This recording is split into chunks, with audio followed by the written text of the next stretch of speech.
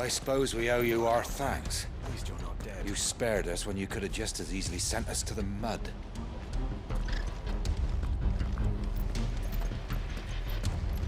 You're telling me that's the Archduke's son? In the flesh. Saw him once when I was your age. He had that same look in his eyes. Allow me to tend to your needs, my lord.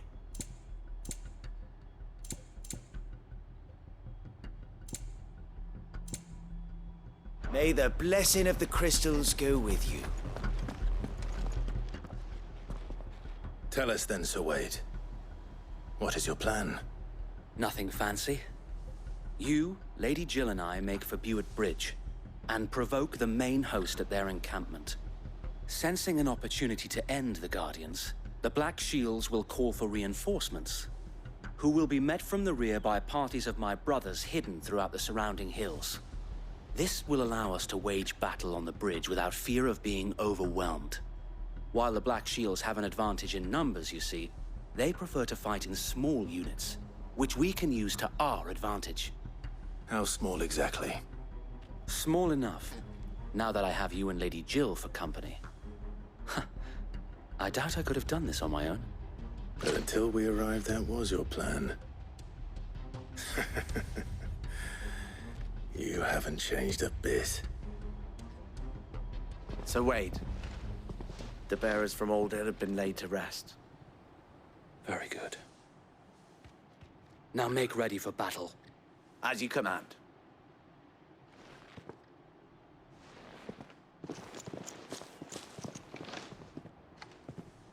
Thank you, Sir Wade. Perhaps now they will find peace. There is but one thing which will grant them peace. Putting an end to the Black Shields. And so we shall.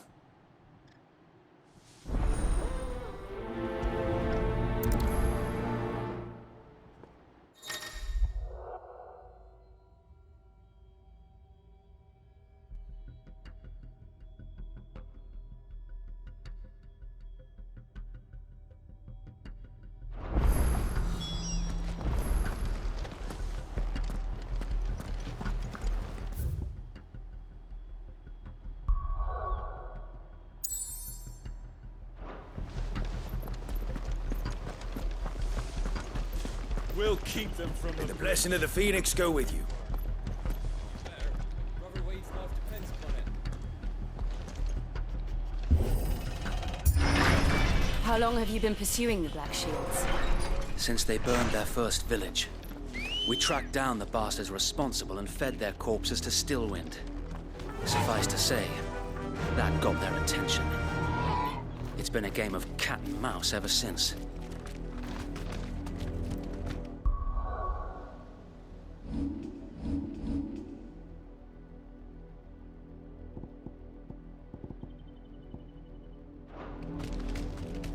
Fly, Ambrosia.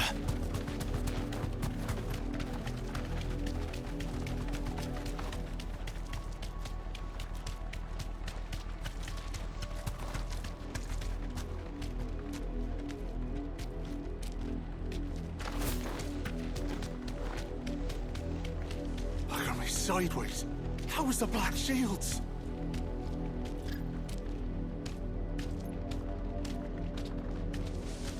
Come along now. We'll find another bridge.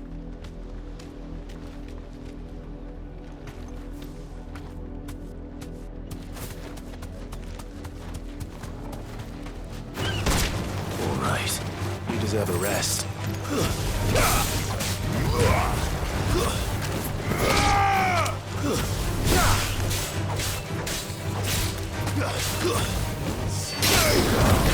All yours, Torvald.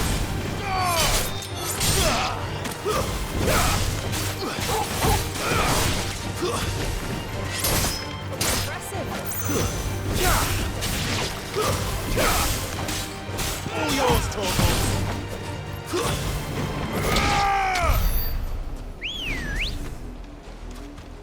Good girl.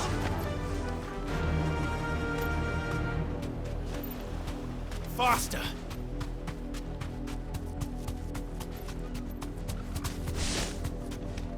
The bastard. There they are. On your command, my lord.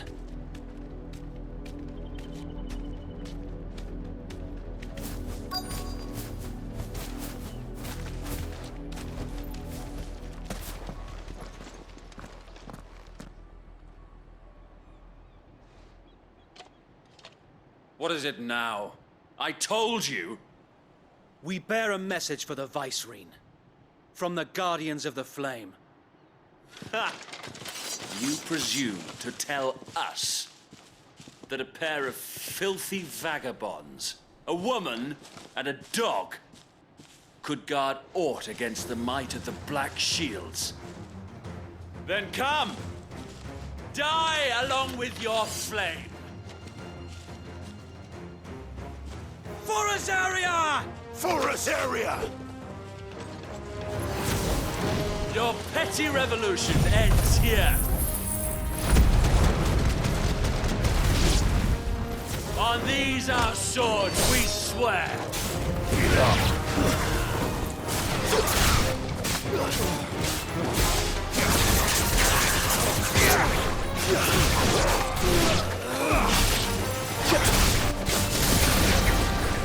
Bloody hell! Reinforcements from the far bank! Another wyvern to fight their battle for them.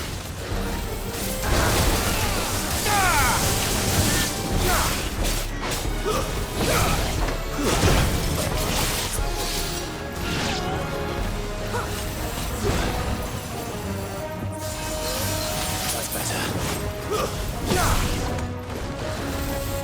Too slow.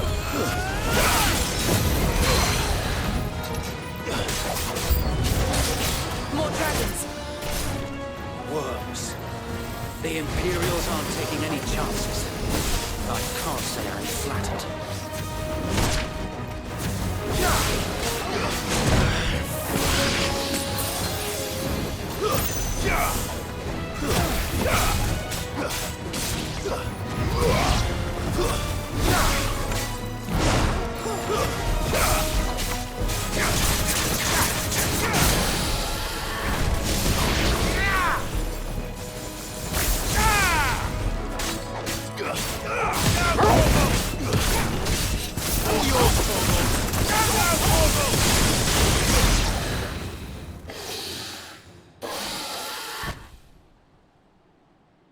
A noble stand, albeit a misguided one.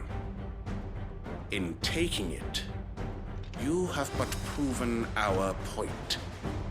That this land is in dire need of cleansing.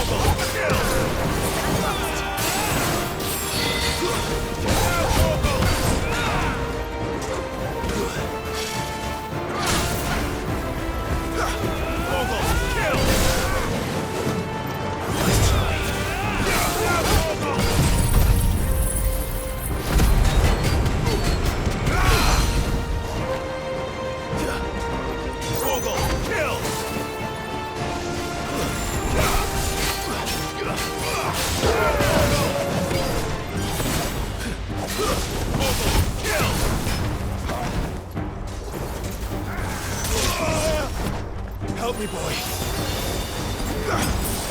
Too slow.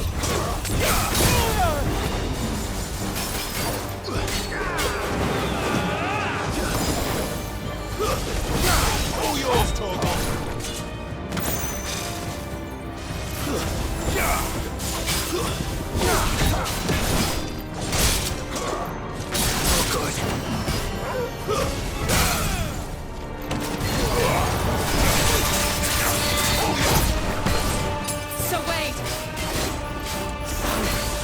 There's no one left to keep them occupied. We need to finish this. We finish him.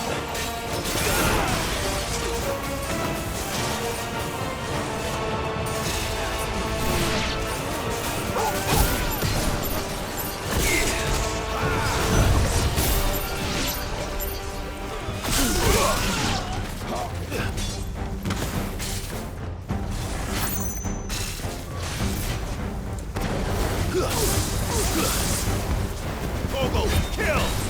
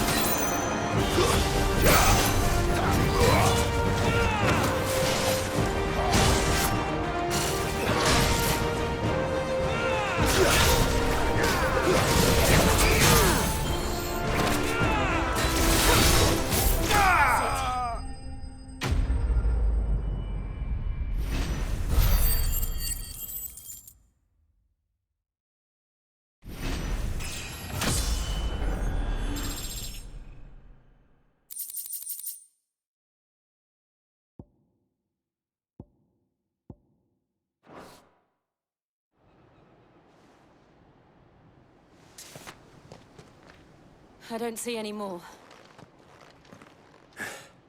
Nor do I. The plan worked. It did. It bloody worked. We sent every last one of the rotten bastards straight to the mud! Lord, perhaps this will be enough to stop the Cullings. For the time being, at least. Perhaps. Though I doubt my mother will take this loss well. She'll move swiftly to see her minions' ranks replenished. And then it will all begin again. I often wonder if the nation we once knew is gone for good. Her fields rot. Her people starve. We battled to preserve the flame that was, but for every foe we fell, another springs up in its place.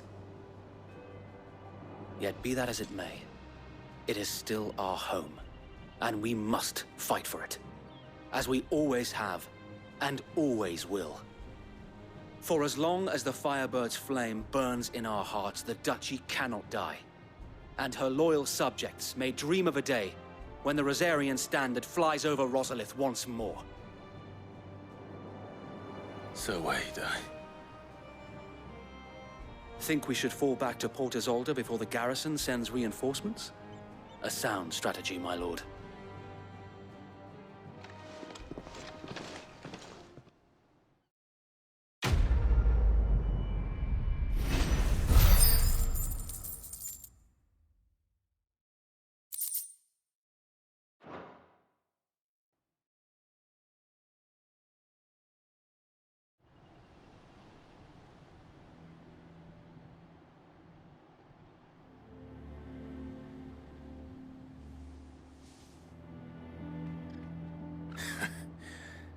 And how long has my uncle been funding you and your comrades' endeavors? Since the beginning. Lord Byron was the first person I turned to after forming the Guardians. And had I known of this tunnel back then, I wouldn't almost have been hanged by the city guard for trying to sneak over the wall. I suppose a formal request for an audience would have appeared suspicious. And appearances must be maintained. Were the Vice-Regency to catch wind of Lord Byron's involvement in our movement, they'd seize his estate and send him to the gallows, where he would be of no use to anyone. And so, though it sickens him to the soul, he plays the part of the loyal lord, knowing that one wrong move might prove his downfall. It is why he remains ever vigilant. Don't be surprised if he refuses you an audience, especially since you're famously dead. Then I will have to think of a way to prove that I am neither wraith nor wrongdoer. I might have something which could help with the latter. It's the mark of the Guardians. Display it, and those who love Rosaria will know where your loyalties lie.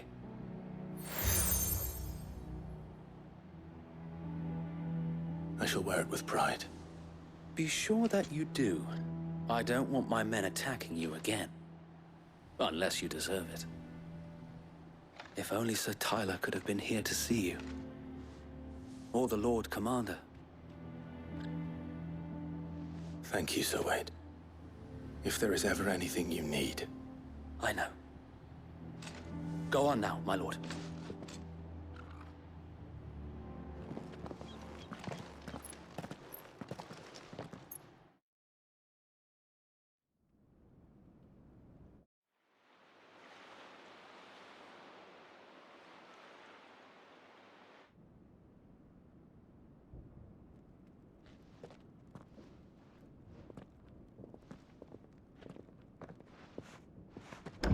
How accommodating.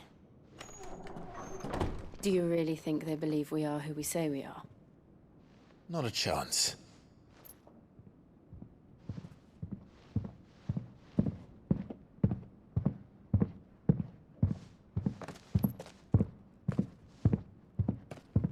Right, I guess. My uncle believes we're imposters here to rob him. And means to string us up himself.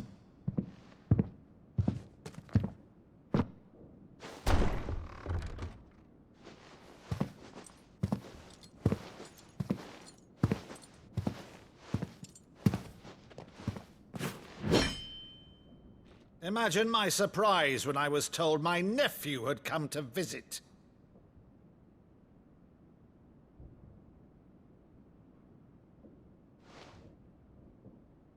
Clive Rosfield died long ago. And for uttering his name here, you shall pay with your tongue!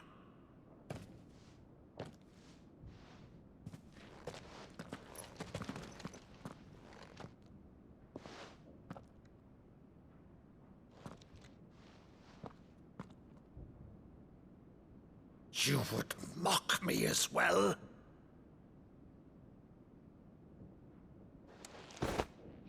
It is I, Sir Crandall of Camelot, loyal servant to Her Serene Holiness, Saint Sybil the Unshod. Meadow, thou vile sorcerer, for thy crimes against church and crown, I shall have thy head.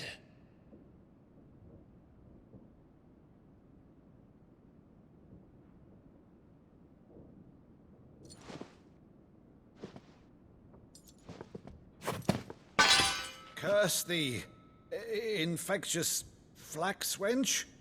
Even in death, must thou plague me still?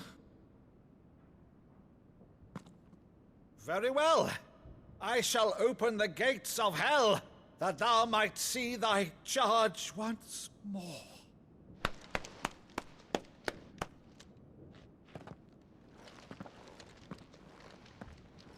Bravo, Uncle.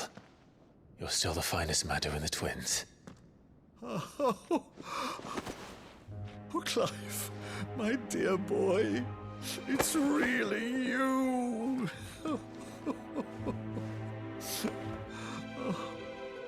You always were fond of that scene from The Saint in the Sanctuary. Never did let me play Sir Crandall.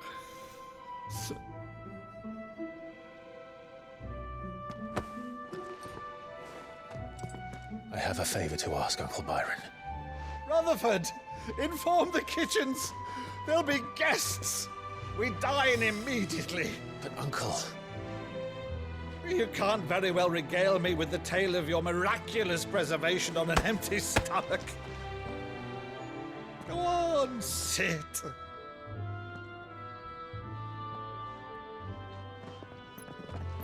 See that you use the good plates, Rutherford.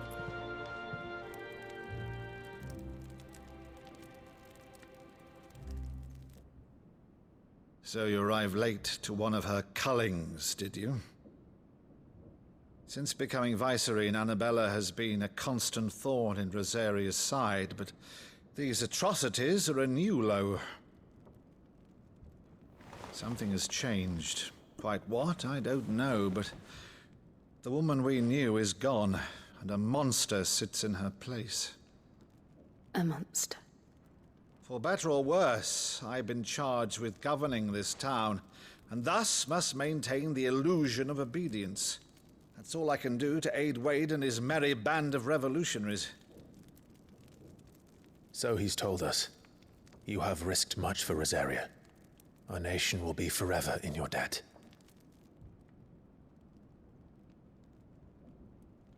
It has been 20 years, Clive.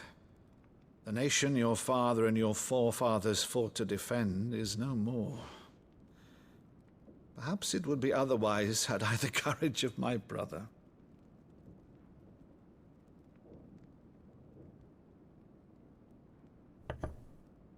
All right, if it's a ship you require, a ship you shall have. I've a galley in port, but recently relieved of her cargo. She can be outfitted for the voyage in a matter of weeks.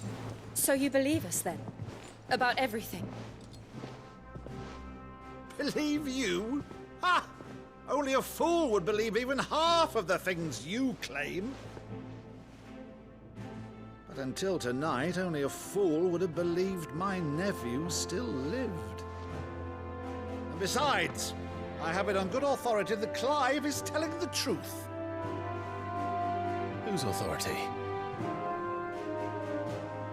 Your own, of course. You've always been a terrible liar. Is that true?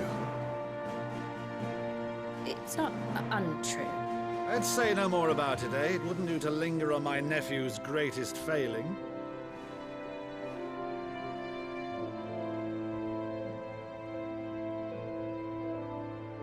The one thing I cannot believe, though, is all this about you being Sid.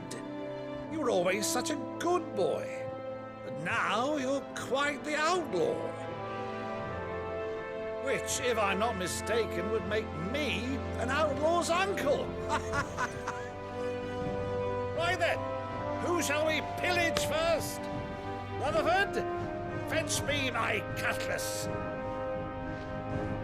This will be fun.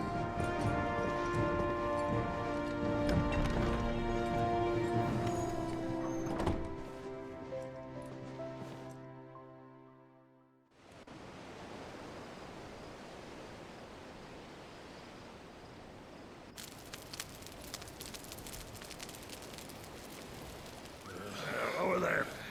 Go on. She's a fine ship, isn't she? Once outfitted, she'll bear us across the boiling sea to Drustinus in the space of 3 days.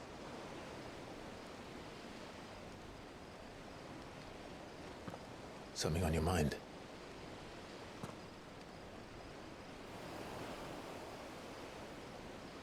Monsters. When I served the Iron Kingdom, I did so because I saw no other choice. Because once they learned that Lash would not move me, they turned it on those who could.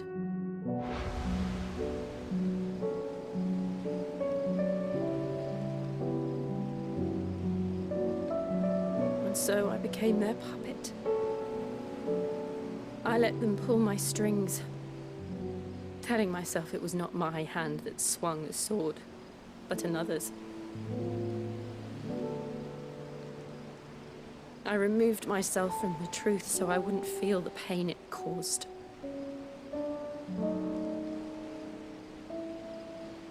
And before I knew it, I no longer felt anything. Anything at all.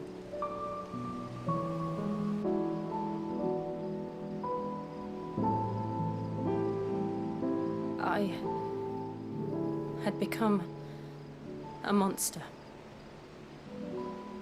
Jill.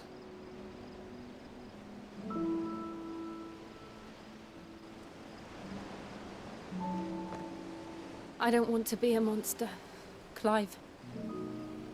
Do you understand? I want to choose a different path, a better path. To live on my own terms. But before I can do that, I need to come to terms with my past.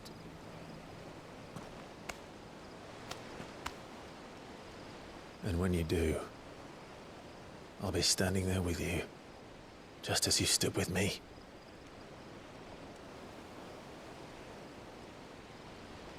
Thank you, Clive. I must atone for my sins. Only then, when it's done, will the monster cease to be. Just promise me that you won't die with it.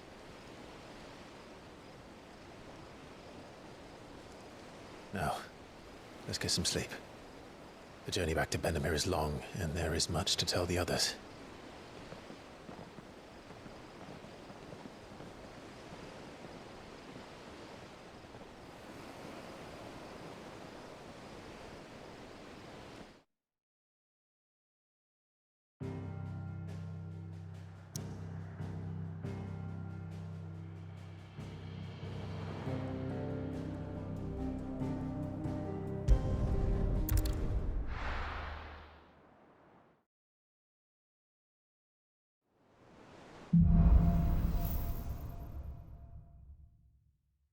Only the Founder knows what awaits us in the Iron Kingdom.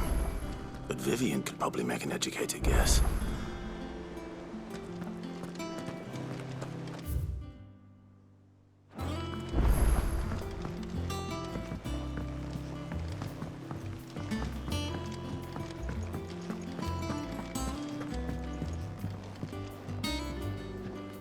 I didn't take you for a scholar, Ivan. Oh, this? Well, it's Valisthea, a culinary pilgrimage. I borrowed it from old tomes. Seems there's no creature in the realm so foul it can't be cooked up into something delicious. Think I'll stick to the unfoul ones, thanks. Oh, where's your sense of adventure, Sid? Honestly, one glance at these recipes, and even you would trade in your sword for a butcher's cleaver. From spit roasts to sweetmeats, this book has them all. What I wouldn't give to bring these recipes to life. If it's my blessing you're hoping for, then by all means. Well, I'm no hunter, Sid. The first tunnel worm I came across would be the death of me. But you're made of sterner stuff. Would you help me resurrect one of these recipes? Something tells me you won't be taking no for an answer. Fine, I'll help. Fantastic! Thank you. So, dare I ask what's on the menu? Chance's Stew. It was once a favourite among the gourmands of Oriflamme, if the author is to be believed. Though Molly's never heard of it. The only problem is that while the recipe is extremely detailed in most respects, it's infuriatingly cryptic as to the main ingredient. A beast, no doubt. Most likely something that would make easy work of a simple cook with more broth than brawn, but unwanted violets. I've no idea what they might be. Does the book say anything else? Well, only that the sweetest violets sprout atop the bed of roses. Roses. Rosaria, perhaps? One of the butchers in Martha's Rest might know something. I'll ask next time I'm there.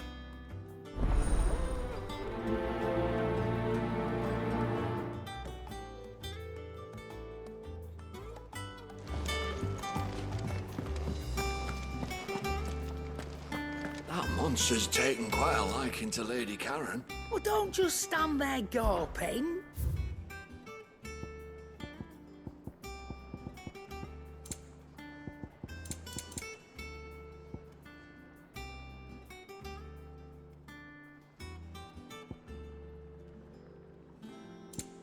Finished, are you?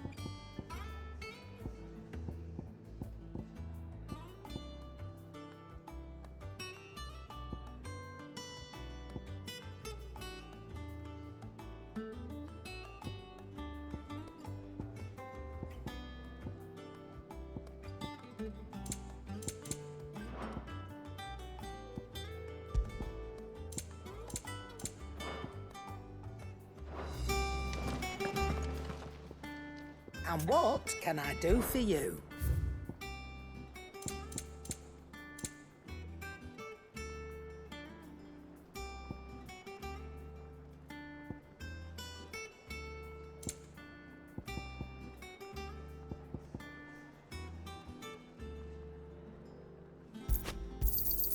You'll not find a better price than that.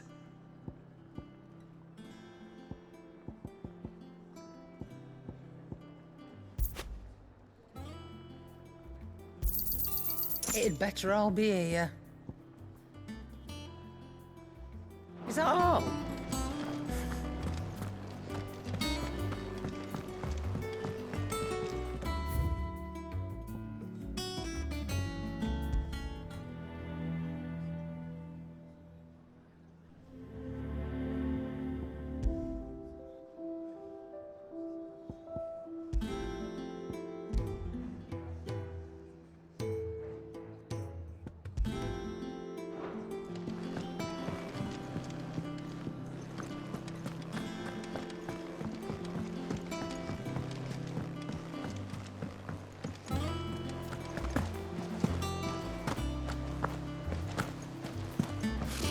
Typical nobles. How did we never hear? There are new billets being posted every day. Same. Clive! Oh, am I glad to see you? Is something wrong? It's Blackthorn. He ain't himself. And if I'm honest, he ain't been for a while. Normally it only takes a couple of drinks to perk him back up, but not this time. Something's getting him down. And whatever it is, he ain't telling. It's like he's lost his spark, you know? He's barely got enough fire in his belly to get the ump about stuff. But I'm thinking he might if we both bent his ear, because he respects you, innit? So, what do you say? Fine. If you think it will help. I knew you'd understand. But if he doesn't want to talk, we let him be. He'll open up when he's ready. All right. Now, he'll only smell a rat if we both turn up at once. So, I'll go first, and you can meet us at the forge. Wait a bit, then head over when you're ready.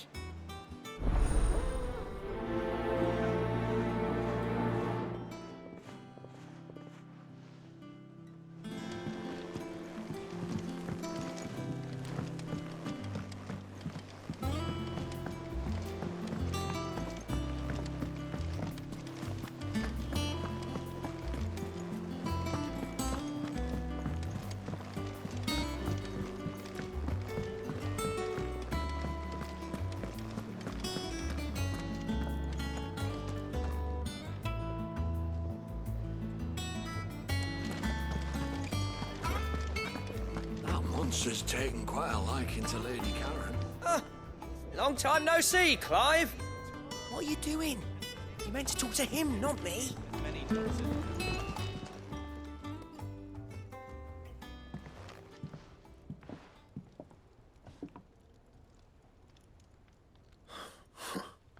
First August, and now you. What are you pair up to? What's it got to do with me? August was worried that something had been weighing on your mind. I thought you might want to talk about it. Did you now? I told you not to stick your nose in my business.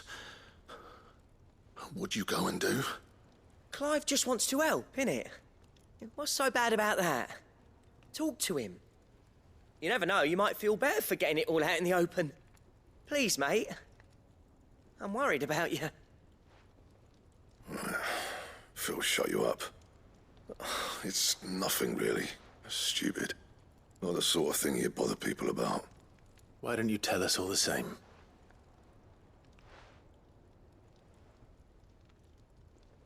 Karen and I have an arrangement. I keep an eye on Goots, and she shows me what the competition's up to. Interesting arms and armor, things like that. Anyway, the other day, she shows me a cuirass she's come by.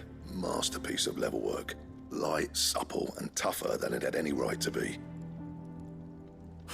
Made my stuff look like heavy, clumsy shit. I should have brought the bastard thing there and then just to study it, but I was too proud. And now every time I reach for my hammer, I'm reminded that I'm not the craftsman I thought I was. There. You happy? You got what you came for. Now piss off. All right. We're going.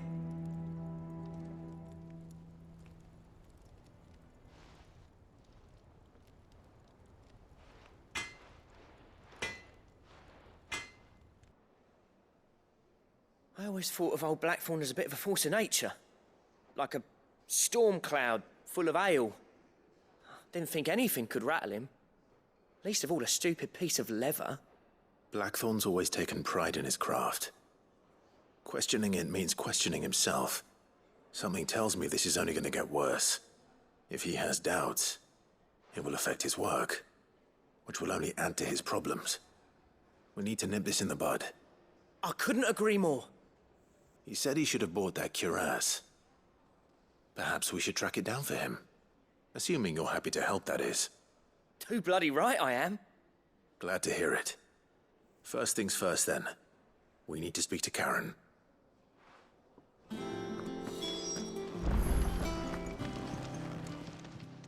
Karen, do you have a moment? Blackthorn mentioned that you'd recently come by a leather cuirass. An exquisite example of the craft, from what he told us. And he ain't been himself since he saw it. So we thought we'd buy it for him. Sorry, sold it already. Didn't think Blackthorn cared for it the way he turned his nose up. But it was nicely put together, that's for certain. Even if the bloke who made it is a bit of an odd one. Happened across him on my travels. Makes all his stuff to order, but the fella who commissioned it refused to pay. He didn't like the colour of summit. So I took it off his hands for a fair price. You don't know where we might find him, do you? Like I said, he's a bit of an odd one. Doesn't even have a workshop. He doesn't trust hunters neither, which means he spends as much time out tracking beasties as he does working their hides. I see. He did tell me something, though. Apparently, his next commission's for a set of griffin hide greaves. Here, there's a griffin on the hunt board. The curse breakers were placing bets on who'd bag it. Now, where the bleeding hell was it sighted? Somewhere in Sambrec, maybe... Care Northern, that was it. Thank you, Karen. We'd be lost without you. At least you admit it. So, it sounds like going after that griffin might be the best chance we have of finding our roaming leatherworker. I'll leave the hunting to you if you don't mind. While you get on with that, I'll ask around the markets. See if I can't sniff out who he is and where he's hiding. Good idea. Hopefully one of us will be able to track him down.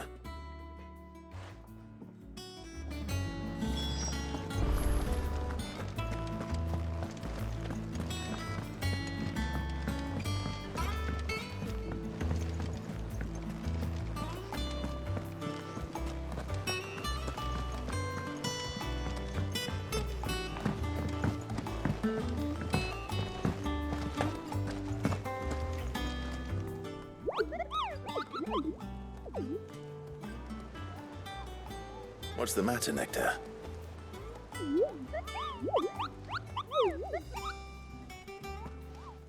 The hunt board? It's where the curse breakers post sightings of particularly fearsome beasts. Those that might pose a threat to our operations if they were left to roam free. Just because they can't be dealt with when they're spotted, doesn't mean they can't be dealt with later. Was that what you wanted to know?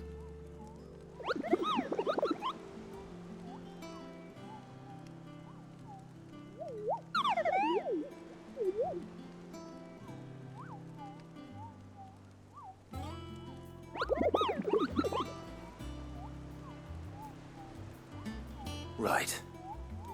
Well, leaving your mightiness aside for the moment, the people of Valisthea are going through a lot already. What with the Blight and the war, the last thing they need is ungodly fiends terrorizing them on top of everything else. So if the Cursebreakers are too busy to help, then perhaps I can. Or at least I can try.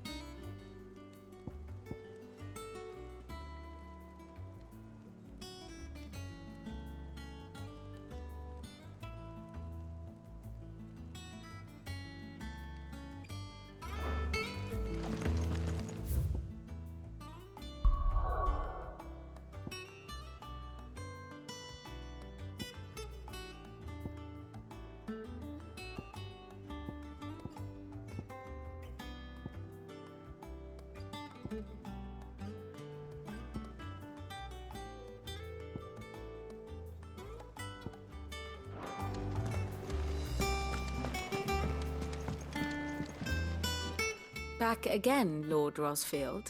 I'm touched that you should find me such good company. It is not your company, but your counsel that I seek on this occasion. Ever the charmer. What will it be today, then? The Iron Kingdom. I need to know what to expect. You'll soon be setting sail for Drake's Breath, then, I take it.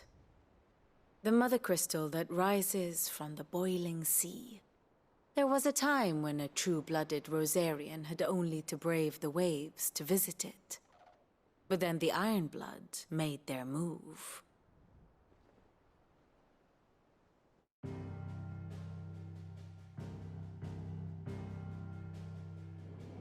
As you know, the Iron Kingdom rules over the islands to the west of Storm.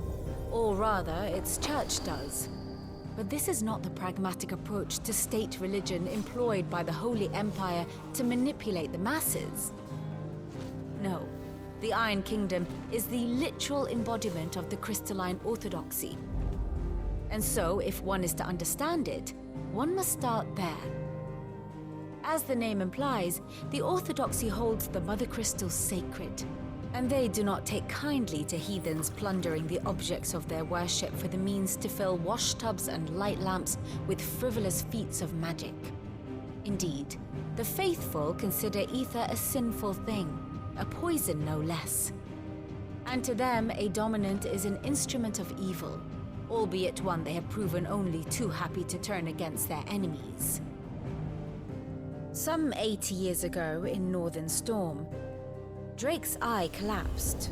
Soon after, in pursuit of ether and with the Blight at their backs, the Northern Territories descended upon the Grand Duchy of Rosaria. And when the Shields of the Flame marched north to meet them, the Iron Kingdom spied an opportunity. A few short days later, the Crusaders landed on the island of Mount Justanus, home of Drake's Breath, and plucked it from the Duchy's grasp. Rosaria tried to reclaim it, of course, but to no avail. I doubt more than a handful of Duchy men have set foot on its shores in your lifetime. Nor are they like to again, under the Empire's stewardship, meaning the Iron Blood will keep their island, and with it, the foothold they need to march on mainland soil when next they spy an opportunity.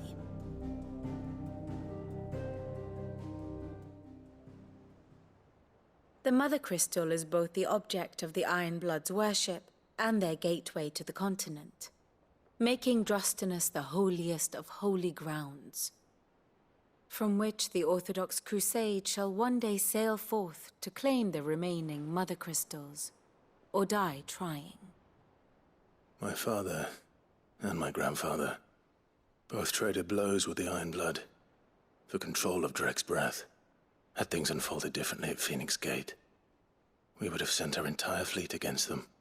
But instead, they sent their fleet against Rosaria, sacked the capital, killed the men, and captured the women, including Jill.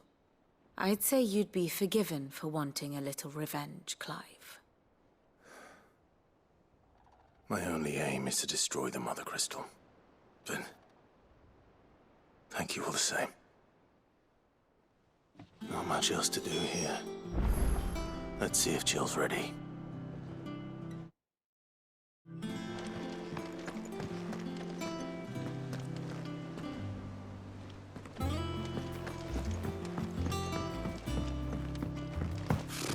Typical nobles. A sea voyage this time, is it?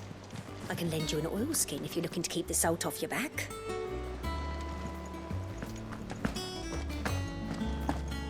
It will be over soon. You ready? I think so. Jill, when you told me you had to come to terms with your past, you weren't talking about destroying Drake's Breath, were you? No. I spoke of Imran, the leader of the Crystalline Orthodox. The man who made me do all those unspeakable things. I'm going to kill him. It's what I need to do to put the past behind me. what I need to move forward. And I know that I can do it. If you're there beside me. Always. And I'll be beside you, too. We'll bring down the Mother Crystal together. All while Sid looks on. We'll make him proud.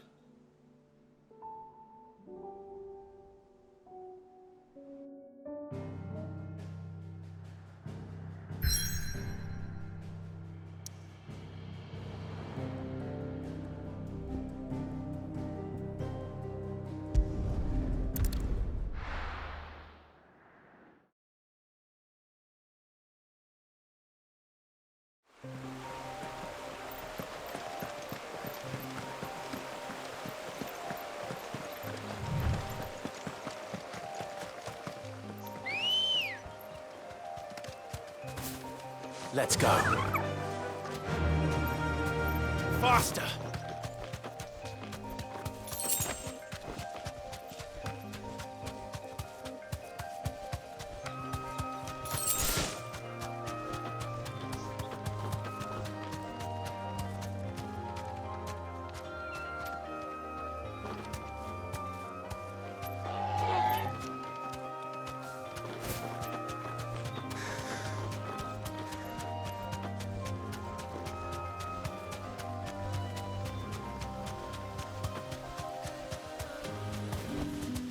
Back to the stables, girl.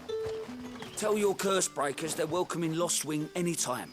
Both for the coin they spend and the news they...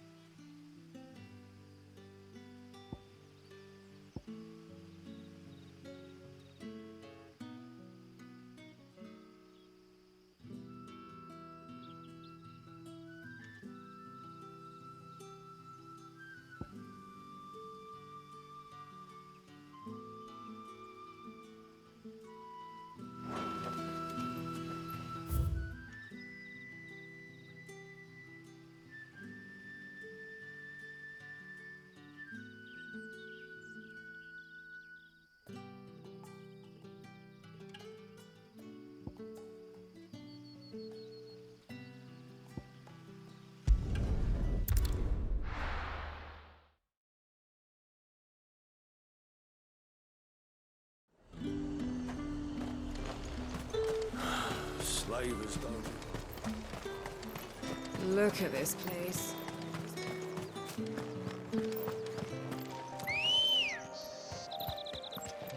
Come on.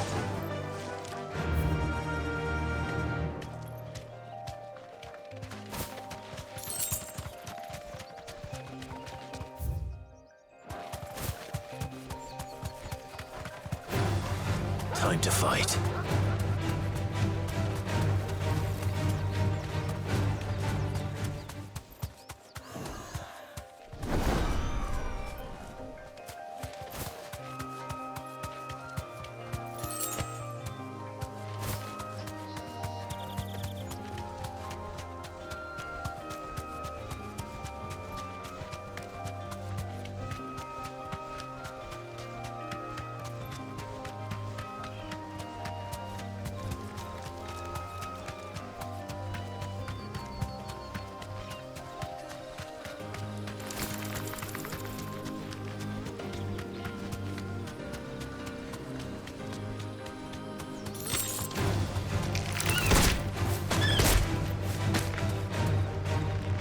You deserve a rest.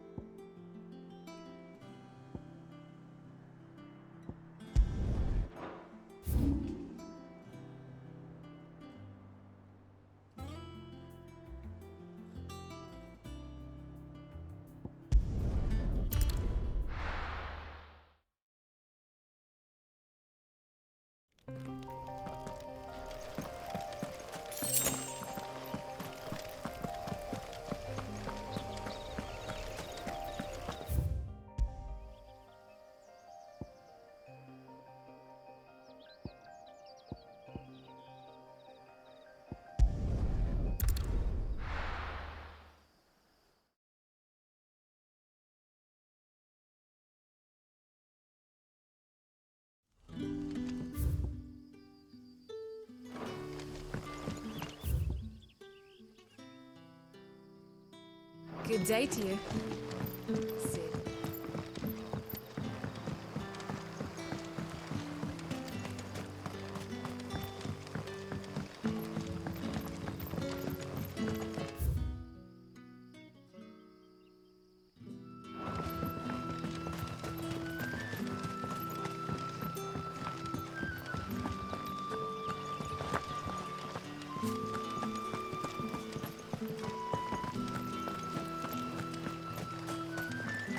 No use calling Ambrosia now.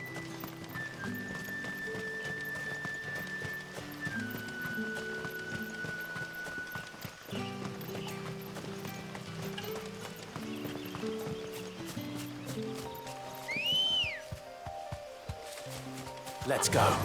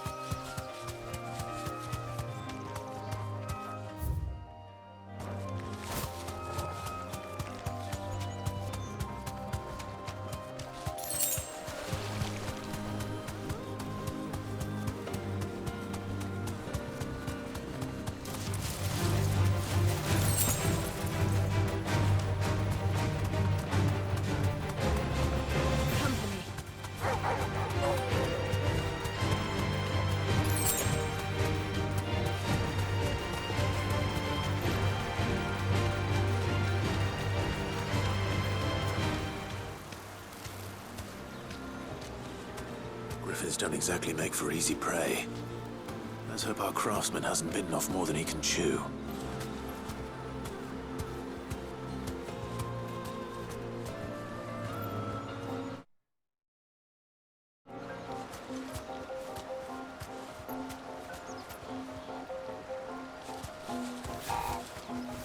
Oh,